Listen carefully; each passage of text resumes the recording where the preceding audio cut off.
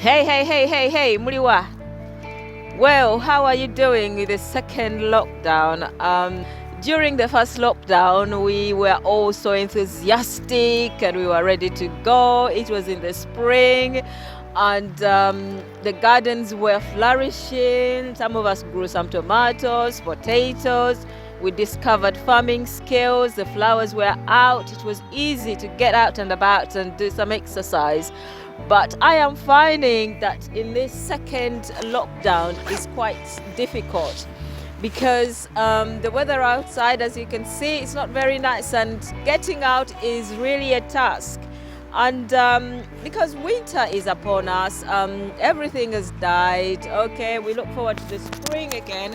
But as we are here, it's quite difficult for us to think about ourselves. And I wanted to talk about giving your mind a rest. Some of us who are warriors, we worry about anything, and everything has to be over processed. Everything has to be thought about 3 times a day. And when you are stuck inside the house, the country is on a lockdown and you are bombarded with information coming off WhatsApp, Facebook, and the government doesn't know what it's doing or is telling you that it's not sure, you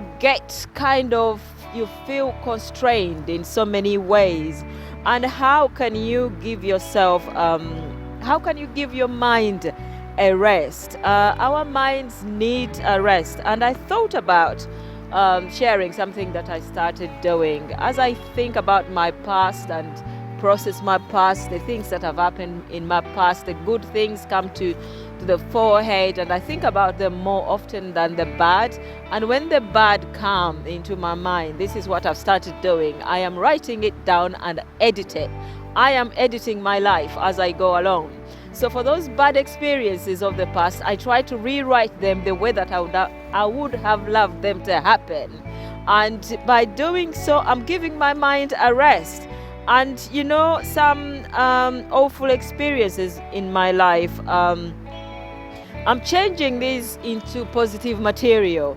And as I started doing that and I shared what I'm writing with a few trusted friends of mine, they came up with this idea and they say that, what, this stuff is good. And I said, what? This stuff happened to me. And you are telling me that stuff is good? And they say, yes, this stuff is good. You can even make money out of it.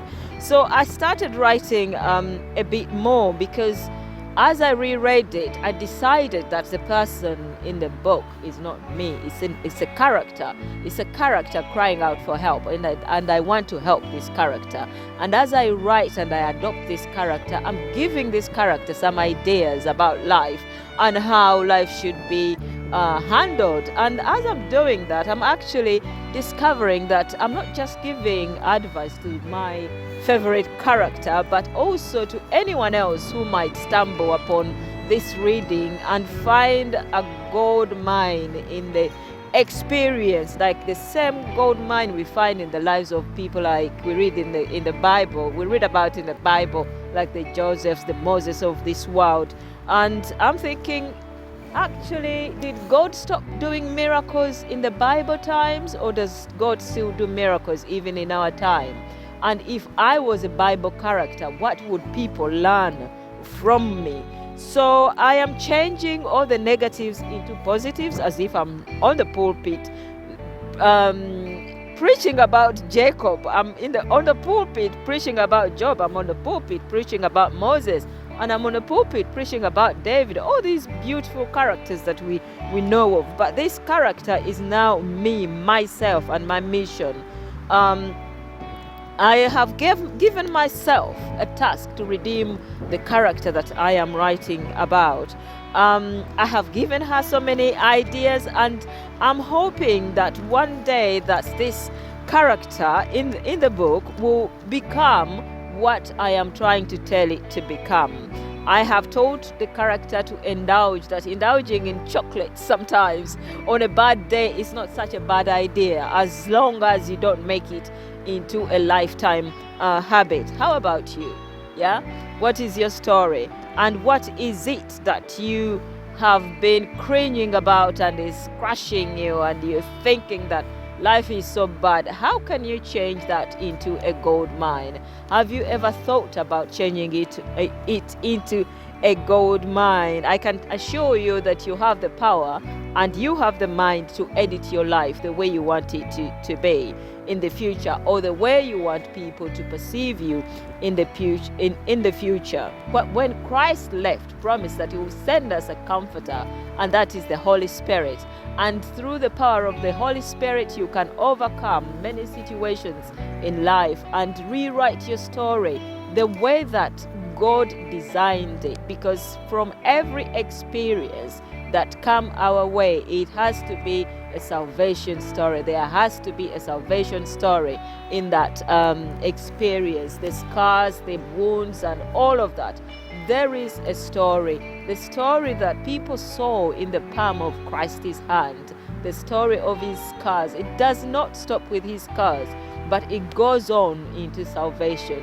So, my friends, may I challenge you as I sit here in this snowing weather and challenge you to rewrite your story the way that you want it to be, the way that Christ would rather have it, the way that God would rather have you think about your story. Have a lovely day and God bless you. Saba onkulembere yonna jenna genda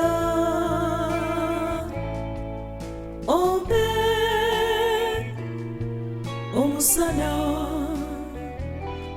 mukubo nebe kugwa saba onkulembere yonna jenna genda obe omusana mukubo